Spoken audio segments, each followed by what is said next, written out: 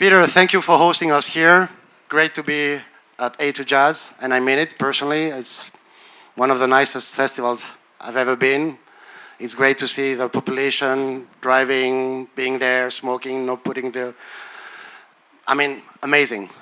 And for doing this conference and this first topic with this very nice guest from the region, and we have a plan, but we will move according to your needs. So I'm George, I'm half French, half Greek, from Athens based, and I'm not a promoter. I'm working with promoters, and we do see that there is a potential in the region, and it's something that we will go through, seeing from the perspective of ticket sales, agencies, concerts that are happening, and how the region can benefit of this flow, of this potential. But, so a quick introduction from our guests, and we'll make it simple. Let's start with Nick. You have 1 minute to present yourself. Hello, I'm Nick Hobbs. I'm based in Istanbul, which is down the road. We are promoters in Eastern Europe. We are talent buyers in Eastern Europe, and we have an artist agency which is global.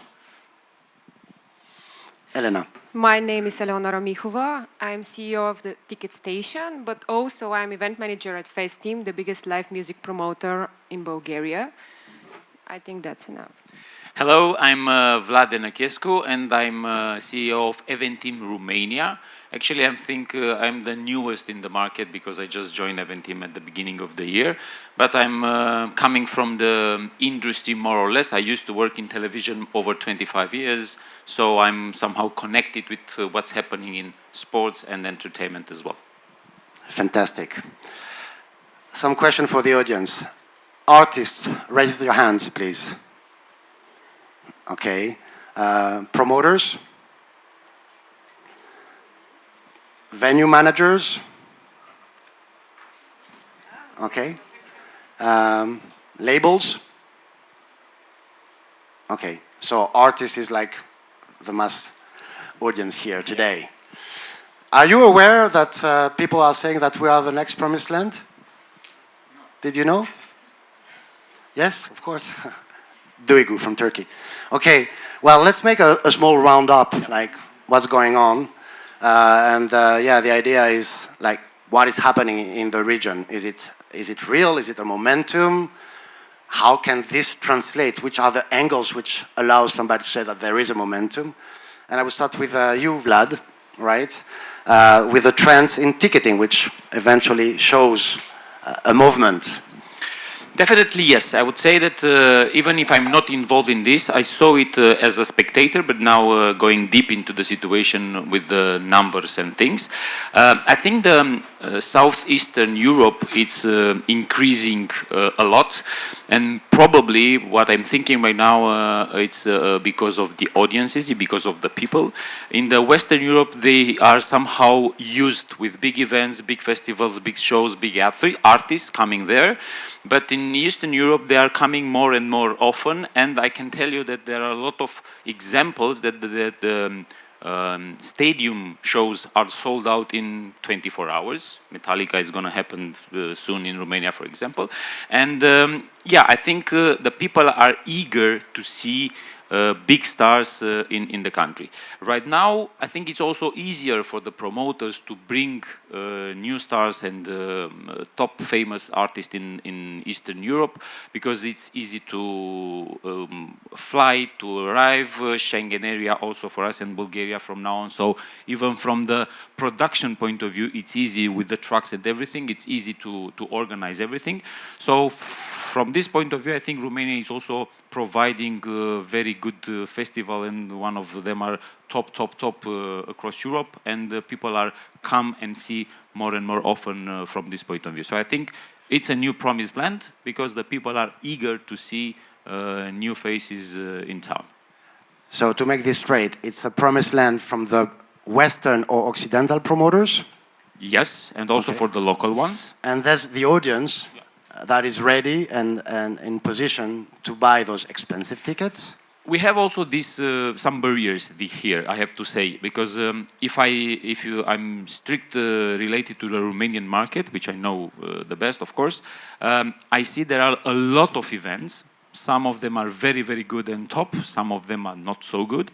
And from this point of view, sometimes for a customer, it's difficult to decide where to go, to this one or to the other one. So experience are not always the best. On the other hand, I know, and I'm trying also to explain in the media there, that an international artist is not interested if she sings or she's singing in Romania, Germany, or US. He has a fee, so we have to deliver that kind of fee. So from this point of view, we have to align also with the ticket prices for this. But what is strange, and it's nice also, all the VIP tickets in all the big events are the first one that we are selling. Then it's coming the other ones. Can I ask you, just to interrupt, how do the stadium acts and the big festivals, how do they help local artists, regional artists? That was coming, so can you keep it? Because I need to do a bridge to arrive there, because indeed, that's why I made the question. So actually we are a promised land for big companies from abroad now, which is good, okay, on one hand. But then we have the numbers which are world, let's say, habits. I mean, there's a class that likes to go to VIP worldwide, a richer class which needs to go out. So the bridge to arrive to that question was to you, Eleonora, first, to see indeed in the Bulgarian, let's say, audiences, what are you seeing, what is exciting in the last years, this festival girl scene? Is it only foreign acts, or does this reflect also to the regional creative aspects of music? I would definitely agree with Vlad on the same topic, that there is high demand of new names and popular artists, but the artists that are straight on the wave now at their career, the peak of their career. And we noticed this with announcing Ed Sheeran, for example, last year. And we noticed also that when the most favorable artist is arriving, people are willing to pay the price of the tickets, even if it is higher than the regular price ticket of other events that we are promoting. Of course, we cannot stop promoting artists that are, for example, in the end, if there is an end to a band's career, for example, but indeed the feedback that we have, because this is what we tend to do from 3 years already. After each event that we have, we send surveys to find out what we can do better and also what people would like to see. And this is navigating us towards the most popular names that also they are touring this year and next year in Europe. We have other challenges that are going to obstruct the appearance of these acts in Bulgaria, unfortunately connected with infrastructure and the lack of stadium, like normal one, I would say, not outdated one. And yeah, I think that the promised land here in Bulgaria is to the audience, because there is high demand, but we need to provide new names, like absolutely top of the top touring names currently. I didn't do my homework properly, but I don't know what kind of percentage of the ticket sales you represent in your countries. But without giving us the insights, I want you, if it's possible, to bridge your answer with the question of Nick, which is, do you have any statistic difference between what are the big shows representing in your ticket sale and what is the local scene representing in your ticket sale? Would you repeat the second part of the question? What's the percentage of international versus national in sales? Well, the percentage is in favor of the international, for sure. But speaking from the perspective of the promoters, because as I said, I'm working with the FEST team, one of the biggest live music promoters in Bulgaria. We have our internal policy to support the local Bulgarian artists, as we are pushing always and negotiating always to have at least one spot in the program of any international act that we are having for a Bulgarian artist. Are you able to extend that to, because we're talking about the region, which I call the Balkans, not Southeast Europe, because Southeast Europe sounds so boring. Anyway, in the Balkans, which sounds exciting. With the Turkish side of Europe, right? I would say, are you able as FEST team to think regionally in terms of not only supporting local artists, Bulgarian artists, which is great, totally with you, and not only, of course, let's say, maximizing the revenue from the big international touring artists, but also the regional artists, the Greek, the Romanians, the Serbians, and the Turks, and so on and so on. Do you think about that at all, or is that a bit too far from market reality? No, we are thinking about this for sure, and it's good that we have festivals which has more opportunities to include not only Bulgarian acts but also international. And I know that because all the artists, they pass through me, being the one who is leading the advancing process. And yes, we do promote also regional artists in Bulgaria. And this is happening thanks, of course, to our partnership with Charmenko, and also, you know, and you are aware with the artists that we've booked. But for sure, I need to be completely honest, Bulgaria and Bulgarian artists, they are our first priority, because this is what we can do as a local promoter on the first place. And afterwards, of course, we are going to, and we are working towards the increased amount of artists from the region, which we can include in our lineups. A question for Nick, maybe, like reverse engineering, because you also are a global person living in Istanbul at the moment. Do you think when Eleonora and Vlad speak about this, do you think like the region is becoming a part of the Western touring slowly? Because I know we are usually second or third level priority because we are far. I think it's a complex question.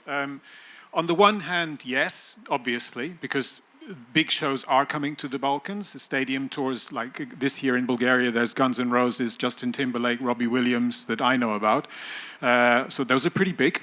And they're all doing other shows in the region. So the fact that they're coming to Bulgaria is not because it's a one-off, but because they're able to do a tour and route shows together. So that's happening.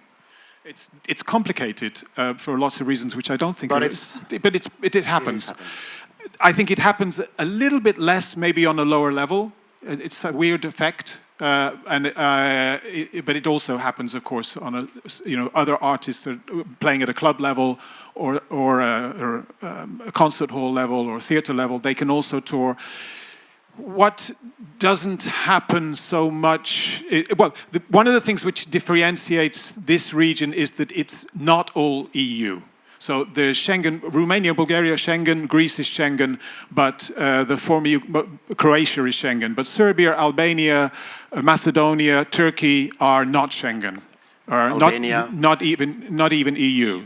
So their borders are real and they matter. They are cultural borders, but primarily political borders, because it costs more, takes more time to go between the borders. So even though in theory you could do a concert in Sofia and then the next day play Istanbul, actually in practice you can't.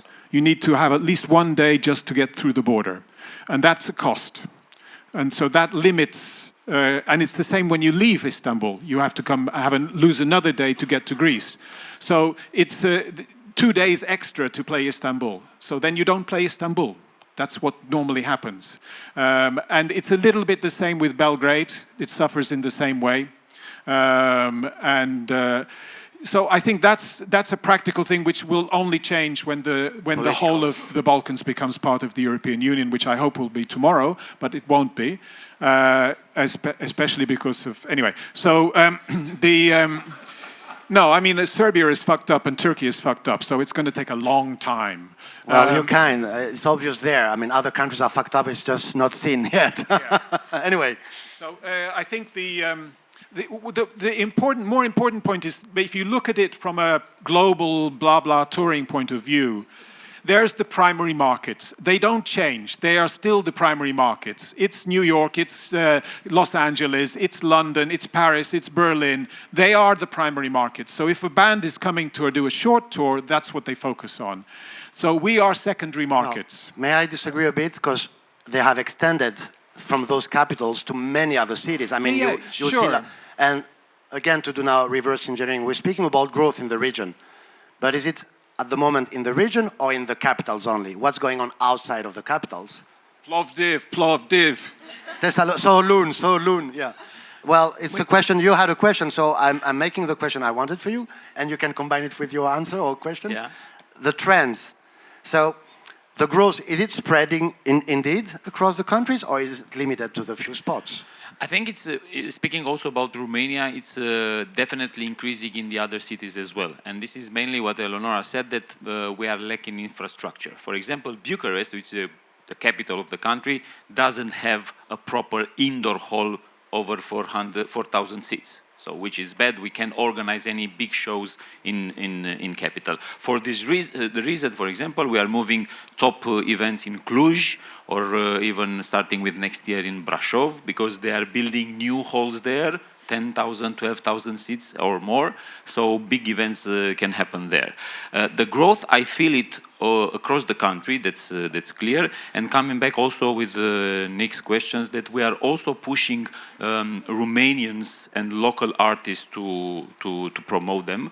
But although it's not really your job, right? Of course. But on the other hand, I can tell you that still the international are the most wanted, let's say, in the country. And the fight is somehow unbalanced, because an international artist is able to fill in 60, 70,000 seats stadium, while a Romanian local artist is not going on a stadium, at least maximum a hall, or I don't know, 3,000, 4,000, 5,000 seats. So still, but we are pushing. And also international artists, when they are coming to Romania, they are trying always to promote one local guy there at the beginning of the show and something like that, to expose a little bit these ideas. So I feel it like a growth, and I'm pushing a lot of pressure on my colleagues in Eventim in Germany and Austria to bring more and more artists in Romania.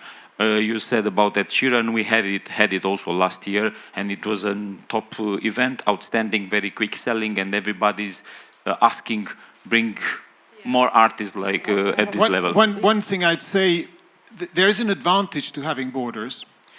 Looking at it from a Turkish point of view, is that because it's harder for the big international names to come to Turkey, it means that the Turkish artists have a little bit of space. And it means that actually, I think about 80% of concerts in Turkey are Turkish artists. Something like 80%. Well, and maybe because we said that we had some format to flow, but we said we would adapt.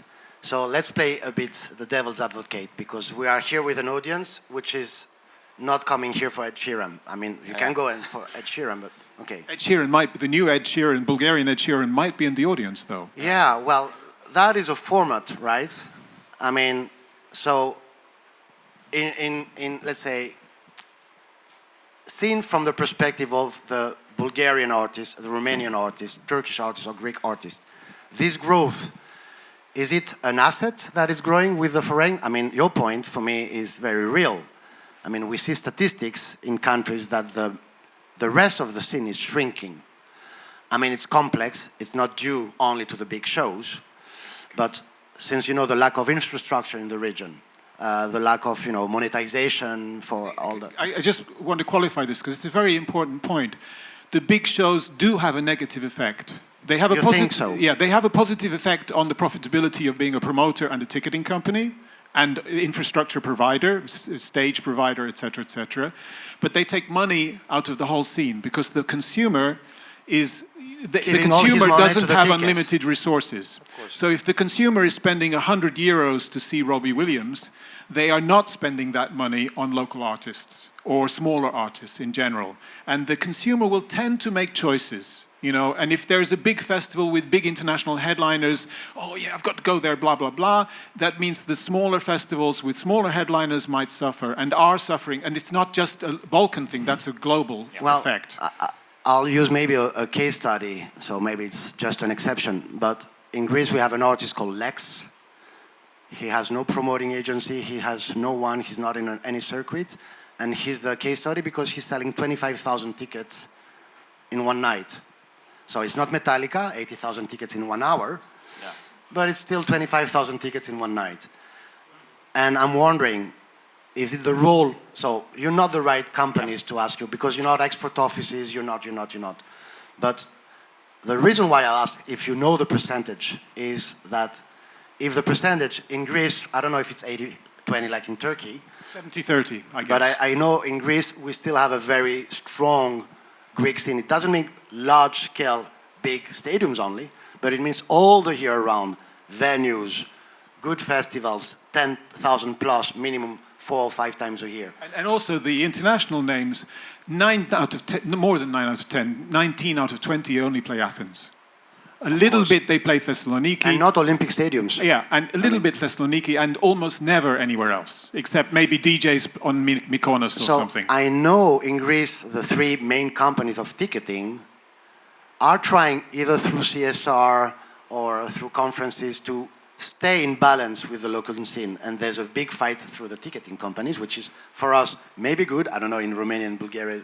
But yeah, that's why I was asking you, in order now to switch to this kind of audience and artists, how you think they can benefit from the trend with the big acts coming. If there is a liaison, import-export between the promoters and the touring, do you think this can help the scene? Anyone? I think yes. The answer is yes, because I already mentioned that, of course, there is an eager to see big stars, but on the other hand, we see a consumer behavior somehow. So they are going also to small events. The local artists or the regional artists are very welcome. We have the Greek guys. They are selling every single time that they are coming to Bucharest. Vertis and the other one. It's a new. It's amazing. I went to Romania. Sorry, just because Vertis is like what we call turbo folk. Yeah. Okay, but it's like Jennifer Lopez turbo folk. So it's pop. Yeah. He says, "I love you all the time." In Greek, in Israel, unfortunately, in other countries. Anyway, and I went to Bucharest to see Anca, like 5 years ago, and from the airport, massive, like, outdoor event, this guy playing. In Sala Palatru, and it was full. For Romanians, not for Greeks. Yeah, for the Romanians. So. Because the people, this is the cultural, because we are speaking about some barriers. The Romanians are spending a lot of time in Bulgaria and in Greece during the holiday. So for this reason, they are somehow embracing the part of the cultural. And the Greek music is very welcome in Romania. So for this reason, even they are not coming very often, but every single time when they are there, it's a full house. So of course, there is a potential. There is good music festivals as well in Romania, good lineups also for jazz festivals and this kind of type of music. But of course, they are not so popular like Jennifer Lopez or Vertis because this is the audience that we are facing. And also we have one of the biggest classical musical festival, George Enescu Festival, which is coming up August. And I can tell you that we see every single year that the number of tickets are increasing because it's every 2 years are increasing, but still is shrinking somehow or it's going 55 plus ages because the young generation is not so welcome and not attracted by classical stuff. So as I said, there is potential, but we have to educate. Is it more. interested by Metallica? Yes, still. How can I ask you, Vlad? Yes, please. Actually, to both of you, really. How do you? I mean, obviously, you care about the local scene. Of course. It might not work business-wise, but you care about it in principle. You want to support Romanian artists. You want to support regional artists. You want to support young artists who are developing and who are, people. Probably most of the audience is young artists, and they're thinking, how do I get into this? What is the way? What are the routes? How can I? I'll never be Jennifer Lopez or Ed Sheeran, but at least I want to make a living. So how do your scenes support them? What are the channels, the ways to support local artists and regional artists? I think we're going on the next panels now, Yeah. I'm just saying. I can give you a proper answer on this one because, as I said, Eventim in Romania is not acting like a promoter or something. It's not our job.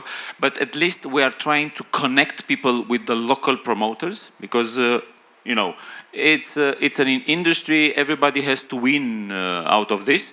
And if we are working together and we are promoting new or providing new names to the local promoters, they can bring in, and then we can support on communicate, doing PR, doing marketing for this from this point of view, because a ticketing company right now is not just a pure ticketing company anymore. So we are also contribute a lot in marketing and promoting the events on our channels and even paying channels. Well, it's a bit related. It's tricky, but I mean, we all have a lot of time to make questions. That's how we'll switch this conversation. Eleonora, a question to you. It's related to what we're discussing. I don't know if with your position you have access to those statistics, but do you see any growth in, let's say, kind of A to jazz festivals in the region? Do you see any connection between the growth with the foreign acts that are coming here and some, let's say, non-mainstream promoters or festival organizations growing as well? I was thinking while you were discussing it, and to be honest, you cannot support your local community unless you are strong enough to have an impact. And the growing position of a strong promoter as Festing, for example, is leading us forward. And I would give you an example how, except the policy that we have from the beginning of Festim, to be honest, to include Bulgarian acts in every international concert, or if it is a festival, for sure. But, for example, this is another topic. I would stick to the initial one. We grow that much that we managed to have the concession of a venue, one of the biggest open-air venues in the city center, Vidas Art Arena. And now using it as our main venue for our open-air international acts, of course, including Bulgarian acts as part of the lineup, but we also managed to make another stage there, smaller one, and also to give it to accessible conditions to everyone who would like to have their event there, even if it is a smaller one with capacity and is it successful? Yes, it is. We have for the first time full program. It's actually a living organism because it has acts on the two stages the same time, where there is a book reading or some sort of lection on the smaller stage. We are preparing and loading in for international acts. For example, the past ones that we have Air or The Who or Jean-Michel Jarre. And it's working well so far, even if it is our first year, but we have the ambition to make it work even better. So that's great. I mean, business-wise, it's a corporate company, right? They find a way to also regenerate something and use this. And give back, if possible. You make the questions now. Yeah, I don't know. I mean, of course, in the regional sense, I'm based in Turkey, so I have very particular problems being in Turkey, which are a little bit different from Bulgaria and Romania, unfortunately.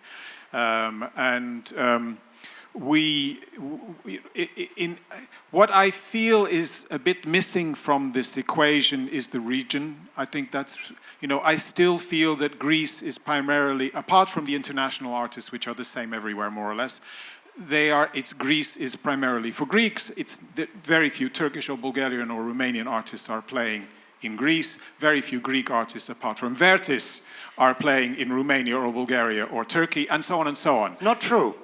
There were a lot of Greeks playing in Turkey, but it's not our kind of music. A lot. Until the Levant, as the French are saying. No, in the past. Yeah, Yeah. but in the past we were one. Remember, we were the same country. Back in 3,000 years? No, 150 years. We were the same culture. So we still have that culture, but it's 60 plus it's now, buried. right? It's a bit buried. You have to be very, very old to remember that. So, and I'm old, but I'm not that old. So it's I think that of course there's huge cultural connections, and they vary a lot, and they're very interesting, and we could talk about them for hours. But the point I'm making is not about cultural connections or history. It's about the fact that those linguistic borders are still very strong. They are perhaps a bit less strong between Bulgaria and Serbia, because of course there's a linguistic connection. But Romanian is totally a different language, Greek is a totally different language, Turkish is a different language, Albanian is a different language. So there's not much mutual comprehension, which is why we're speaking in English today. It's our lingua franca. So I feel there's a lot of work to be done. And I feel, this is maybe totally out of this context of this panel, but unfortunately most of the countries in the Balkans have very weak export offices. Or non-existent export offices. Turkey, zero. Romania, almost. There's a new one, like in Bulgaria, but it's a new one, and it's really at the beginning, so it's not really backed up. It's not backed up by the Ministry of Culture or the Ministry of Trade. Also, Greece. We have a new one, but again, let's not make the mistake. An export office doesn't make the change. You need a structure with, amongst others, one export office. But the export offices, I think, have a tremendously important function. And they can think, and the other thing is, I feel, which is really a bit weird, is there isn't a Balkan or Southeast European kind of cultural, officially supported network that I'm aware of. Well, I think you're tackling one reverse, again, question. I mean, it sees that with the capitals and the big cities, thanks to also international companies, there is a wave that is using finally our region. I mean, I'm 52. I remember I saw Pink Floyd in Greece in '89, and then maybe 20 years after Tina Turner or something, and that was at the time like, wow, somebody who's not a dinosaur came. Then for years we usually had the actors that were not so famous anymore. Now we have this back again with bands that are on top, as you were saying, coming, but every 2 years or every 3, depending if they didn't sell enough. That's my point of view. I don't know if it's correct. But are we ready actually exactly with the point you say? Because you say there's no this, there's no that. Well, the music sector needs to go and show to governmental bodies that they have a sector. It's not the other way around usually happening. Then we don't have a region. So all these hubs, as you're saying, Hemi, Most, Upbeat, are 5 years old only. It's the first time ever that the region applied through new conferences, which did not exist 5 years ago as well in the region, through an effort from private sector. So it is happening now. Maybe this wave, together with, let's say, touring opportunity, can lead somewhere. But it gives a story to go to governments and also, of course, to go to European funds, European cultural funds. I think first we need to go nationally because we don't have the associations needed in the region so that these associations become members of European associations and then they can lobby together. It takes two to tango. Definitely, locally, you have to act first. In Romania, I know there is some bodies that they are trying to organize themselves, but on the other hand, you are facing and fighting like hell with the politicians and with the government. Because recently, I've just told you earlier, it's not implemented yet, but it looks like it's going to happen, starting with 1st of August. In Romania, they will increase the VAT from 9% to 21% for sales tickets. Yeah. So for this reason, yeah, this is something because the industry is trying to fight back. They are meeting with the parliament. They are meeting with the various bodies to put down the things because we need to support culture. It's part of our education of our kids and so on. But on the other hand, when the politicians are looking in their pockets and in their budgets, they need more money.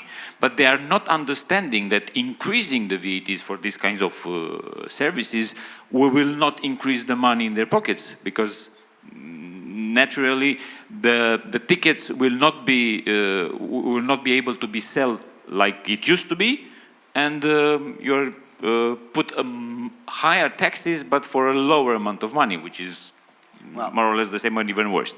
And I think we're seeing the perspective. Sorry. Eleonora a question Go which on. is on this maybe. Festim is the biggest promoter in Bulgaria. Do you have any direct conversation, or do you have any conversations with the Ministry of Culture or the Ministry of Trade in this territory of how do we support the Bulgarian music scene or the regional scene and so on? We have a conversation, but if I need to be completely honest, it's on another topic.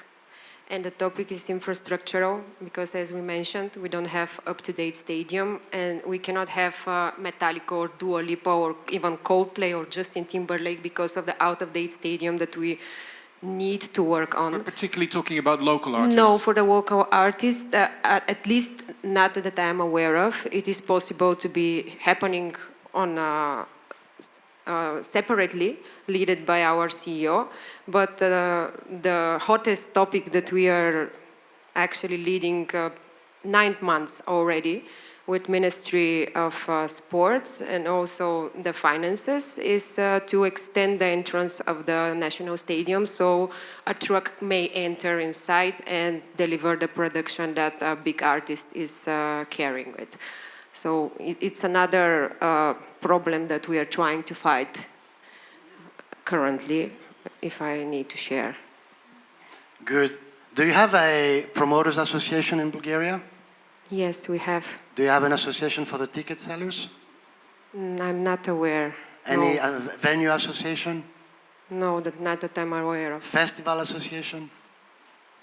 Promoters Association is already really a plus. Well, I'm saying this because when you compare the other markets, even Belgium, which is not bigger than our countries, okay, it's Belgium, it's Portugal, they have much more associations than we do.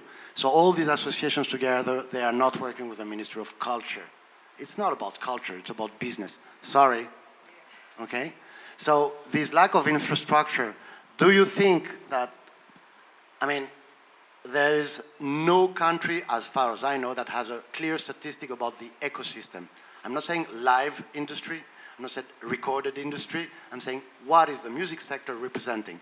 Do you think with this wave, there would be an interest for companies like yours to lobby for a reason? Can you, maybe if you could show that there is a growing potential from foreign acts, which means investors, but also that the local scene can do soft diplomacy, cultural diplomacy, export. Do you think you could push maybe local governments better to act in favor and win from Justin Timberlake for the local scene as well, reverse engineering? To be honest, it's a long way to go. We are in the beginning of that way, but it needs time and also positive examples. And as, for example, we did the sold-out Ed Sheeran show, and also the 3 stadium shows that we are selling and organizing during this summer season, we are starting to open the eyes of the current political leaders who eventually, not all of them, unfortunately, recognize the live music industry as a beneficial one.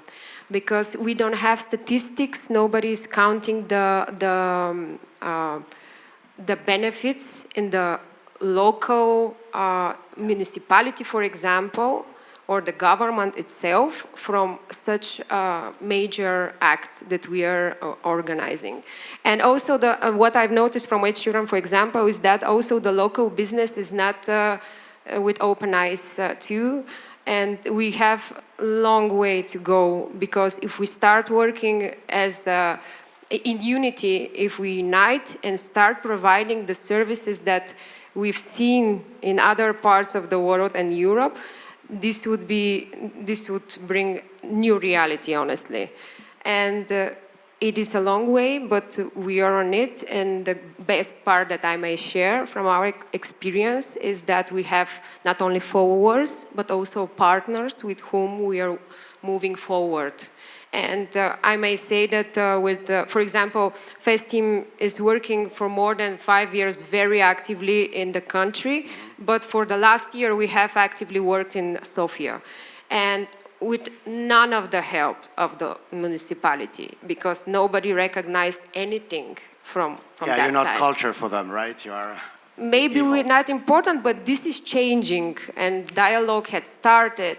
And also we see that there are smart people who also have perspective how this should be and how this sector should grow. And this, I think, it's the most positive thing that we may have. Before giving you the mic again, a question, because you have data, right? Do you see an increase from foreign visitors as well during those concerts? Is this opening a new corridor maybe for cultural tourism, music tourism? Definitely yes, and I can give you two examples. The Untold Festival, which is bringing a lot of international customers, and also one of the reasons, for example, that we are selling exclusively in Romania the classical music is bringing international people to the festivals.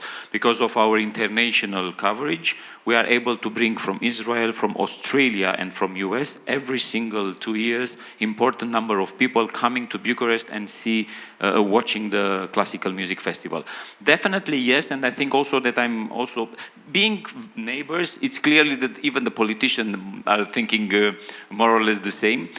We have some examples that some of them are very open-minded and realizing the benefits of the live events. And for example, the ex-mayor of Bucharest, now becoming the president of the country, convinced the guys from Cluj to bring a festival to Bucharest, and Never See is taking place this weekend in Bucharest. So we need more this kind of people to have a vision, to understand the benefits out of this, and then to multiply the example and to become more and more successful. But unfortunately, we are in the same position. We're just at the beginning. We are just at the beginning. We are trying, we are pushing, but it's a long way. I think it depends on the country. There's a lot of variation between the countries. You know, we have offices in Serbia, Croatia, and Turkey, Istanbul. Istanbul is, you can just forget it. Turkey, you can forget. We don't talk to the government doesn't talk to us. The government doesn't like young people, doesn't like music. The municipality, the mayor is in prison. You know, forget it. Serbia, it's a little bit the same story, because Exit is leaving Serbia. It's not, Serbia, Exit always supported local artists. It's now leaving the country because the political situation is so polarized and the government is so neo-fascist that, you know, it's kind of hopeless. Croatia, okay, that's more normal. We can compare Croatia to Bulgaria and Romania and Greece. So I think that unfortunately, Croatia is not in the Balkans. Arguable. For me it is. Hungary likes to consider itself in the Balkans. Yeah, so come on. And Hungary, anyway. So I think that it would be very good in theory, at least if the EU countries, which is Greece, Romania, Bulgaria, Croatia, Slovenia, and Hungary. Well, Hungary is a special category of EU country, neo-Russian EU country. But I would say that those countries actually could work together more closely in this area, supporting more regional exchanges, culture, even though culture might be a bad word. I don't know why, but it seems it is, because people think culture is not business or it's not important and so forth and so on. There's the European exchange program, talent exchange program, which is run out of the Netherlands, which is ETEP, which has been, I think, generally a good idea, but I think it's those are all of those, Nick, you know, all of them are very small. It's 1%. It's not enough. Yeah, but it's something, and it's also close to what what was it? The Hungarian-led program which just finished, MOST.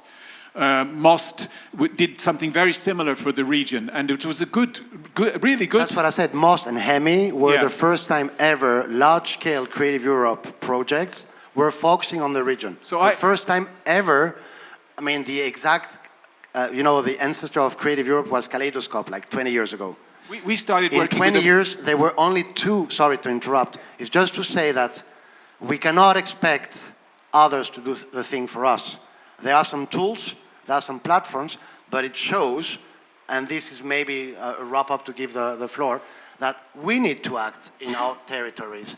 You're saying, the promoters, we are the promoters. And I told somebody that I brought Hey Douglas from Turkey, I brought 5 or 6 acts. The big promoters, using the terms like more than 50,000 tickets, they came, they saw the acts, but they still use, because they have 50, 60 plus all those promoters usually, they're still looking Anglo-Saxon repertoire. The radios, the TV channels, the mainstream channels are still selling Occidental. So we need to work together on this in order to give a space. I think MOST was a good idea and a good project, and I think It should be turned into a permanent project for the region. Upbeat is a baby. Yeah, Upbeat is a baby. So I think those are really good projects, and I feel that they deserve long-term EU support and long-term support from the governments of the region, at least the European EU ones. Yeah, well, I mean, they applied, hung veto, we applied, we got the grant from the first. I mean, we were all shocked with Hemi. So it's just to show, but that was before ChatGPT. Fuck ChatGPT. No, you know, all of you should know that there's a serious issue. I mean, even in programs and funding, I mean, for enterprises, for aerospace, which used to have 20 applications and 10 would win it, they have 120 applications now, and all the EU is like internally checking how they're going to evaluate the proposal. So we have that problem coming, plus the new 7 years with universities, plus the 7 years new budget, which will go down for culture, of course, and youth, because military is taking the whole money. So it's not going to be easier. So we have some assets.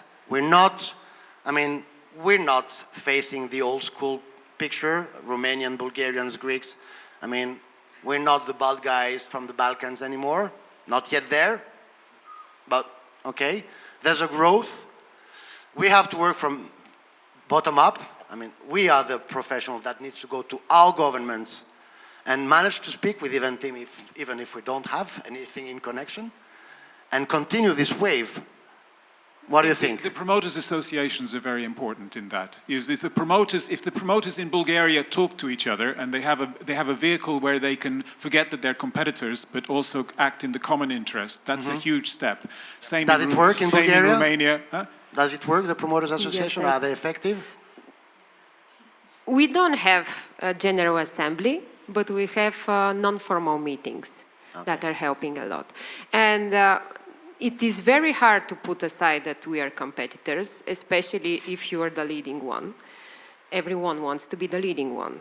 Nobody wants to be the second, third, fifth, or whatsoever. But if we collaborate, and we've shown this many times that collaboration is possible, we all get to be win-win situation as a result, rather than being hateful and just envious about other people's result. Well, in Greece, they managed to lower, that's the only thing they managed to do in 15 years, but it was good. After COVID, they managed to lower the VAT from 24 to 6. Which is outstanding. So an association, national one, is very important. We need them, and when we have them, we can lobby also in Brussels afterwards. I mean, I need Brussels, but let's not forget, as we were saying yesterday, Nick, these European projects and talent, it's 1% of the market. Nobody knows them, right? So it's not enough. We cannot expect But they're grassroots projects. So they're 1%, but they're the 1% which is these people. And they are not the big international touring artists. They don't need the 1%. But the people at the bottom who are trying to see if, can I develop a career? Can I play outside of my country? Can I become known? And so on. That 1% is a lot. You know, we had 1,100 applications in Hemi, from Balkan to Baltics, from Estonia, Pulu, all those. And yeah, I mean, it opened the eyes. But we had the radio stations, the journalists, also connected for the first time ever. Unfortunately, the project was not about doing something with the connection. It was about finding the connection. So we need to continue those programs all the time, indeed. But we need, to find national funding. EU funding cannot replace the gap at the moment we have to fill.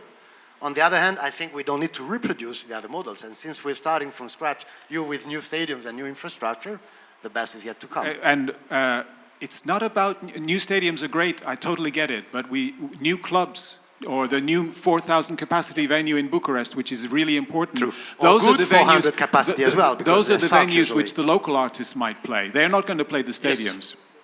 And we need regional bridges between those cities and those associations. And also thinking that it's not only the capital city, that it's also Plovdiv and Burgas, and it's also Cluj and Timișoara, and it's also Thessaloniki. This is very important. Maybe it's time for some questions. Let's ask the audience. Don't be shy. It's open for questions from the audience. Don't be shy. It can not be relevant if you want, but don't speak about how we do pizza or whatever, I don't know. But if it's a stupid question, you get a stupid answer. What's the meaning of life? Yes. Yes. Make your own meaning. That's the meaning of life. So Peter, maybe, we can make you a question. Maybe I have a question.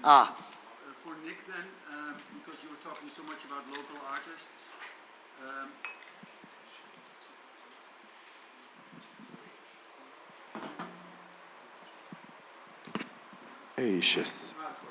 I'm Frank, I'm from the Netherlands, music programmer.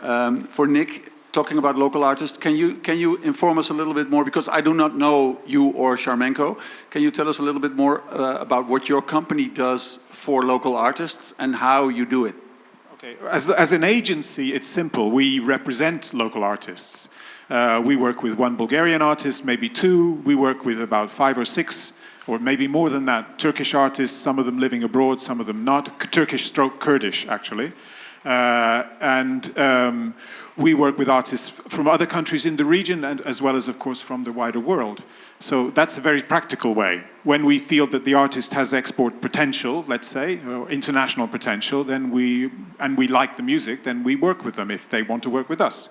As promoters, which is our main business, that's another story. But we have, I think, we make a special effort to work with artists who are not from the Anglo-American world. So, of course, we are working with Robbie Williams, we are working with The Cure, we are working with Moby, et cetera, et cetera. But we are also, for example, we worked last year with Festim with Andrea Bocelli. Big pop name, but not Anglo-American. We have several concerts with Ludovico Einaudi. We have concerts with Eros Ramazzotti. We have concerts with Zaz. We have concerts with artists who are not Anglo-American at all. Maybe commercial, but also some who are less commercial, who are more up and coming. A lot of electronica. We book a lot of electronica in Istanbul. Electronica is more democratic than pop and rock, so electronica can really be from anywhere in the world. Nobody cares, which is great. So the electronica acts that we book come from really everywhere. We just had a Japanese really good concert performance with a Japanese DJ, and so on and so on. So I think the answer is we try to do what we can within the constraints of running a business, not having any subsidy or funds. We are totally dependent on our bottom line to survive, I feel that we try to have local supports, of course, that's important, and we push the international artists to accept local supports, and it's not easy sometimes. We work with festivals which are mixing it. We have our own events which mix local artists and international artists. Does that answer the question? Yeah, it does. Thank you. And I was also wondering. I visited one showcase festival in Istanbul several years ago, organized by the people from Istanbul Jazz Fest. Is there still a showcase festival? No. Because I was talking to so many musicians here about the importance of showcase festivals like this one. As I tried to say, Turkey has floated off out of Europe, floated away, and at the moment is heading towards the moon. As far as anything to do with culture, diversity, progressive politics is concerned. So we are lucky not to be in prison, and I'm quite happy that I even have trouble now passing through the Turkish border. I have Turkish residence permit, I have a Turkish business, I've lived in Turkey for 22 years. Now they give me a hard time. And unfortunately, that's the way things are in Turkey. It's very sad. So for musicians here in the room, getting a low-profile gig in your country would be hard. It's hard. It's not impossible, of course. But it's hard. There's no money. There's no support. You won't sell tickets. There are some exceptions, but it's really difficult. We work with a Greek act called Monsieur Minimal, and we get them concerts in Turkey. But their sound is kind of Anatolian, so there's a specific reason for that. We struggle. I was in Athens a few weeks ago for the Athens Jazz Festival, so that's a different situation there than for local bands. Of course, there are jazz festivals in Istanbul, and very good ones. And if you can get the bookers of those jazz festivals to buy into the project, then of course they can book you because they have sponsorship money, which allows them to book artists who are not necessarily selling tickets. But even then, it's hard because I think their bias is towards the international established names. Stop. Thank you. Another one for Duigu. Who else next? Okay, so let's make it short to give the floor also to the two gentlemen. Just a few remarks to add on the Turkish perspective. There is still hope because, I look from a more optimistic approach. I'll say maybe it's the youth and that fever, but Vitrin is gonna keep going. So they're starting this year. That's something positive news. There's no showcase, but again, there are some initiatives who are trying to build that. But if you're an emerging artist wanting to come to Turkey, we say Turkey now, just so you know, the country is tired of being a bird. If you're willing to come to Turkey, there are still ways, and it's all individual, it's not corporate most of the time, but once you get to know the local scene and grassroots, it's still possible. If you have a routing around the Balkans or the Mediterranean, that's possible. Guys, you can speak about that. Sorry, I need to be fair. Peter, we have 1 or 2 minutes extra? Yeah, of course. Okay. Oh, the green didn't raise the hand initially. It was the other one, right? No, yeah. Hi, my name is Derek. I live in the United States, in Seattle. I'm here with a couple of organizations, but one is called KEXP. It's a radio station that has a pretty significant YouTube channel that's become really popular without Metallica, without J-Lo, without Dua Lipa, without any pop stars at all. And in the United States, we're actively looking for artists, the regional artists like this, to come and play. Obviously, visas are expensive, but nobody's being turned away at the border. And I'm curious, is if within these organizations, are you looking to find ways to fund ways so that this is more of an exchange? Not like the Western artists coming, blowing everybody's mind, but creating more of that dialogue. I think, as I said, it's not the job of Eventim or of these guys. I mean, they can. Usually a person can make a difference even in a big environment. But as Nick was saying, and I was saying in a way, I mean, until recently, maybe, let me give you an example. 10 years ago, I was the only Greek-based person traveling to showcases. Now there are Greek artists going to showcases, there are Greek companies going to conferences. We have Bulgarians coming to Greece for the first time. How come? Well, because we were not connected between us. I mean, it was ex-communist bloc. We were communist capitalists in Greeks. We're not Europeans, we're not Turks, we're not Greeks, we're whatever. And it's brand new. In reality, it's brand new. So everything is to be done. So you have, the funded sector, because when you go in funded projects, it's not 100% funded. So even to get to a funding scheme, you need to have already some solid financial opportunities, right? Then you have a lack of structuralization in the region. Culture, or CCI at least, creative industries, raised with the crisis with Goldman Sachs in Europe. CCI is brand new as well in Europe, and it's still mixed. Is it culture? Yeah, it's culture and business. People still don't understand it. So it is happening. We have very good impact points. We have now pilot events, and networks that were born in the region. We are speaking about block booking, still not happening, but okay. People, I know Nick from a Greek guy, Nick told me about a. So we start to know that there are liaisons in the region. And I think in the next 10 years, if we don't have Orban everywhere, because you say about Turkey, but the same shit is happening everywhere, slowly, it might work. And yes, the idea, I think we all understand that we are small markets. So I think we understand that maybe one day Eventim will buy the 4 Eventim of the Balkans. There will be 1 Eventim for the... I'm not in favor of that, obviously. No. But on one hand, we need to have a bigger market, and we'll see. I mean, it's complex. Every one of you understand it's complex. But at least there is a market. We start to be able to speak with our governments. I mean, in Greece, recently, it's like a week ago, I've been contacted by a company called Enterprise Greece. They belong to the Foreign Affairs Ministry. And when I told them about Greek startups, they said, oh, music. So I needed to sell the startups. But if I sell the startups, maybe I can make 2 bands as well. So you need to have this multi-angle perspective with our governance at the moment. I hope it answered. A last one or not? Peter? Where's Peter? Peter is not here. Yes, another one. Yes? Okay, I think the guy in blue. The guy in blue was first and then the guy in green. Sorry, I don't know your names. I cannot see them from here. Hello, thank you so much for sharing your knowledge. We are an artistic duet. We're called the Antenna. I'm a pianist and this is my partner. She's a dancer. And we started this new project about a year ago.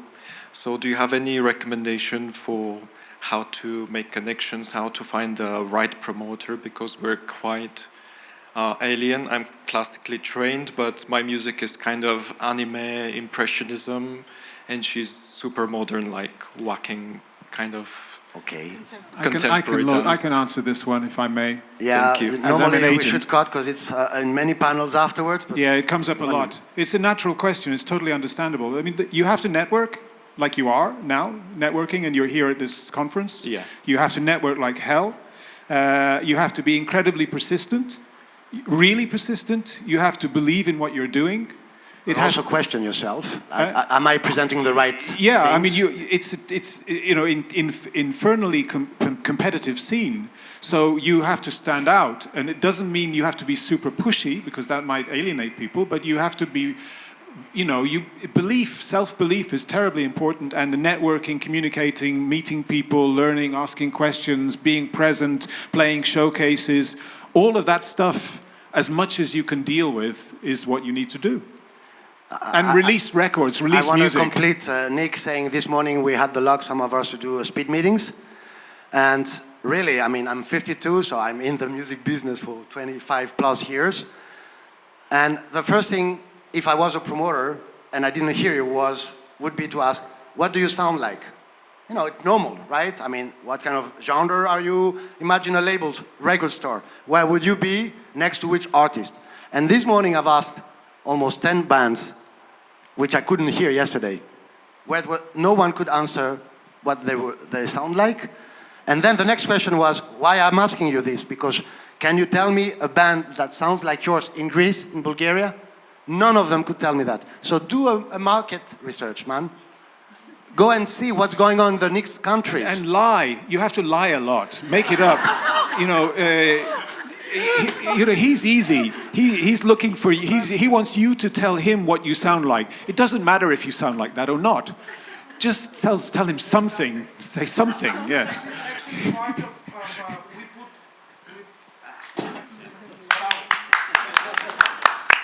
We put a topic in the conference for tomorrow about the music business education for the emerging artists, especially because we're facing a significant lack of knowledge how the music business and how the music industry works from the beginning. I mean, if you're a very young artist, you have to nowadays in the world you have to know much more than just play good music. So you have. It was always like that, but now I mean. It's much 50s, worse. It's much worse, exactly. Much worse, yeah. And that's why, to answer you, Derek, with what Nick said. The first two initiatives, cross-border initiatives in the region, MOST and HEMI, were the first ones in 25 years being applied and totally written for the region. I'm fully global person. I'm a bastard. I'm not from France, Greece, but I love this region. And I said to the EU, we have a gap, historical, geographical, no complex. Nobody owes us anything, but yeah, let's focus. And we did pilots. And yes, there's a tremendous potential. Not to mention, it's 170 million inhabitants from Estonia to Greece. So yeah, everything is to be done.